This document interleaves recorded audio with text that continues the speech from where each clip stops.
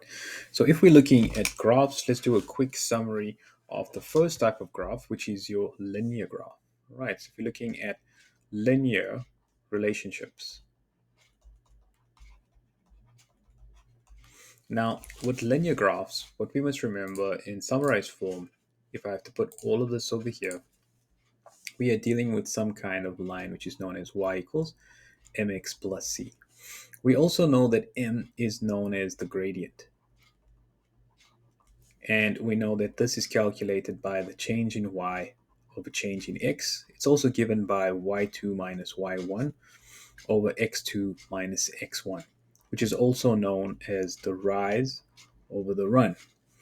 Another thing about gradients is that if they sloping towards the right, they're positive. If they're sloping towards the left, they're negative. And the c value is known as your y-intercept, and that's where it cuts the y-axis.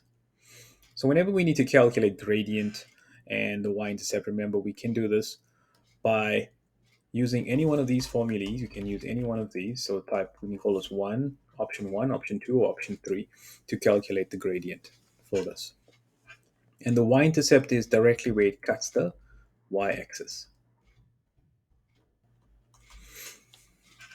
Now, sometimes we can find it by changing y and changing x, which is exactly the same. Given 2 points, for example, we can be asked to find the equation of a straight line. So let's say we're given 2 points. Okay, so here's an example of a situation where we're given 2 points and we want to find the equation of the line. This is going to be the point 2 and 4.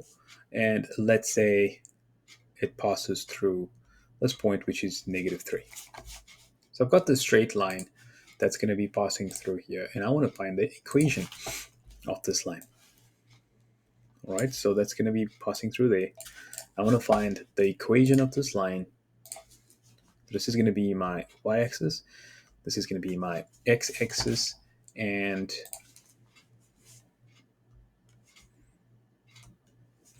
from this here, I need to find this in the form of y equals mx plus c. Let's go ahead and let's try and find the gradient by using this method, method number 2. The coordinate at the bottom here is 0, -3.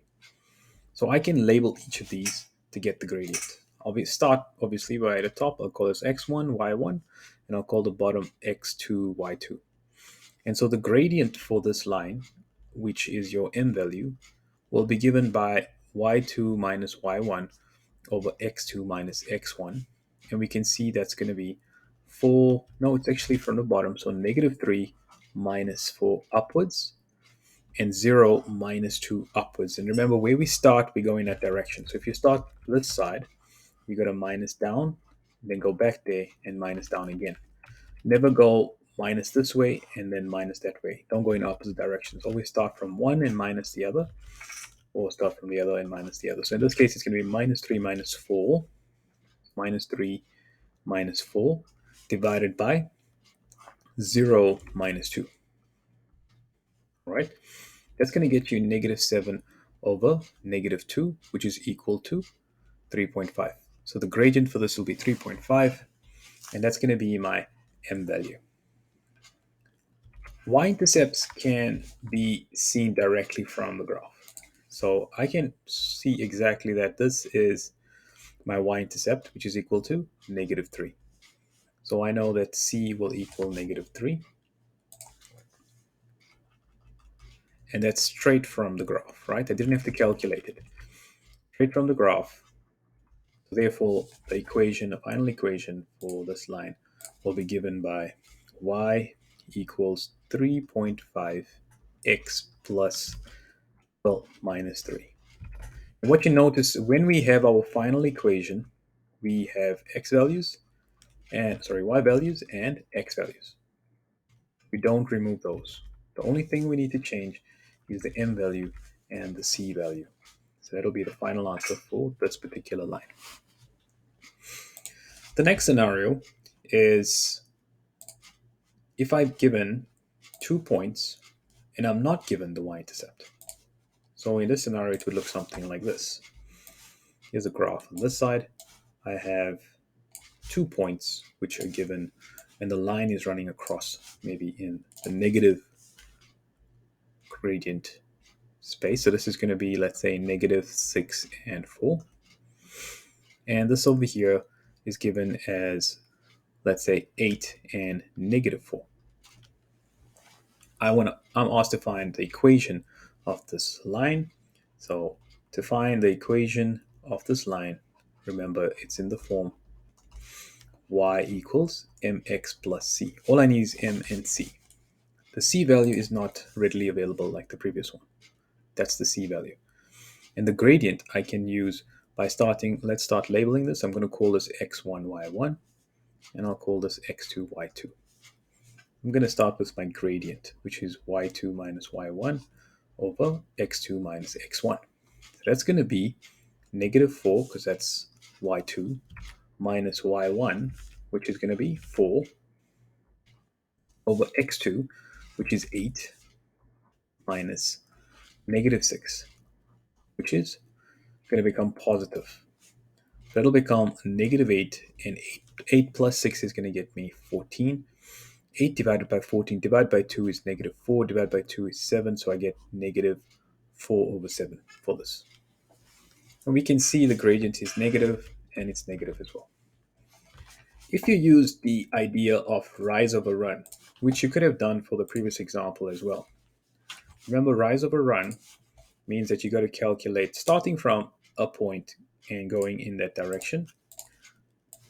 You end up with rise and run in this particular case. So this is going to be going from 0 to the number 2. You can see that's 2 over there. So the run is going to be 2. All right, so this run is 2. And to go from -3 till 4 is 7 up. So this gradient is going to be 7/2, which is going to be 3.5 anyway, which is rise over run, which is 7/2, which should get me exactly the same thing. Okay, for this gradient, I could do that, but it's going to be negative. All right, so if I start at one point and I go left and I go up and I choose to find the gradient using this method, then this is going to go from this is going to go from +8 to -6. So to go 8 plus 6 is 14 left. So that would be -14. And if I go up from -4 till 4, that's going to be 8. That's going to be 8 over -14. You can see there's it over there. That means the same thing. Whether the negative is at the top, at the bottom, or on the side, it means exactly the same thing. 8 over 14 negative can be simplified into -4/7, which is that there. Now remember, we can also label this 14, label this 8, and remember that if it slopes left, it's negative. If you prefer that method, then this is going to be 8 over 14, and whoop, it's sloping left, so we'll just put a negative because it has to be negative. Because all gradients that go this way are negative, and all gradients that go this way are positive. Right, that's the second option of finding the gradient. We got the gradient now. We need to find the y-intercept. So this is where it gets a little bit more trickier. So we take y equals mx plus c, and we substitute the -4/7 in for m, x plus c. Now remember, that's the unknown that we want to find. All right, we want that. Now in order to get that, what we're going to do is substitute a point. You can choose between -6,4, or you can choose 8 and -4. Both have a negative value, so it really won't matter which one's easier in this case. So I'm going to choose this one, and I'm going to make y equal to 4, and I'm going to make x equal to -6. When I substitute into an equation, I can use brackets, especially in this case, because it's going to be multiplying by the 4. So here we go, y becomes 4. -4/7 stays there. Remember, x is multiplied by the 4. Even though it's next to a fraction, it's actually multiplied at the numerator. So I'm going to put a bracket here. This is going to be -6 plus c. That'll get me 4. Now, negative 4 times negative 6 will become 24 over 7 plus c.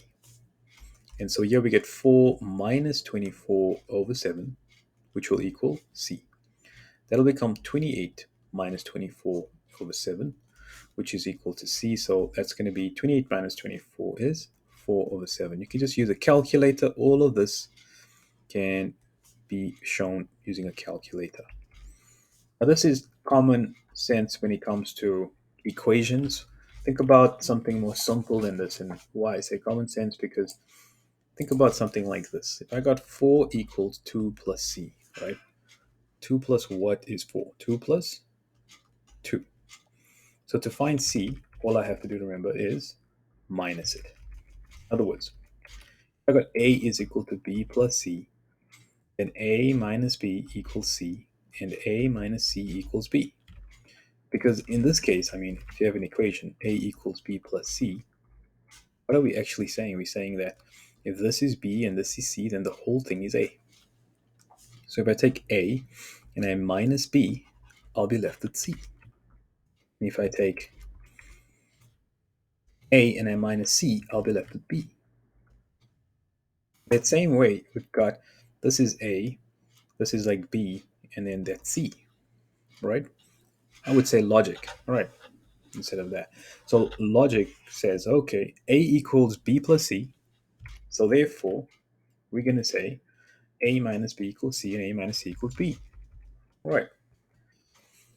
If you can't, if you feel that's a little too complicated, you can just use the idea of minusing from both sides, whichever number's next to c. So minus 24 over 7 here to cancel it out, minus 24 over 7 here, and then put that in a calculator. It'll shoot out the answer, 4 over 7. Now, there's many ways in maths. You can solve it in, like we've just seen the gradient. You can solve in 3 different ways, right?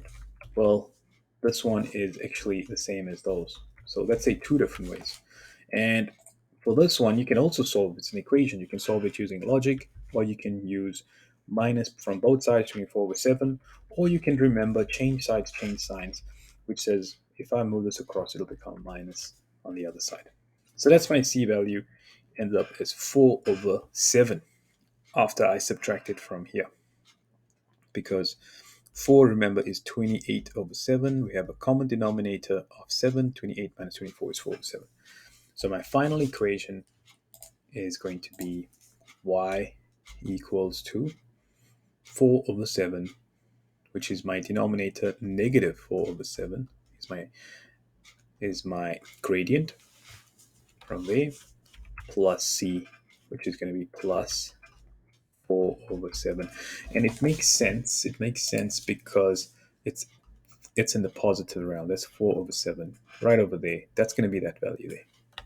Okay, which is coming from the c value, because that's equal to c.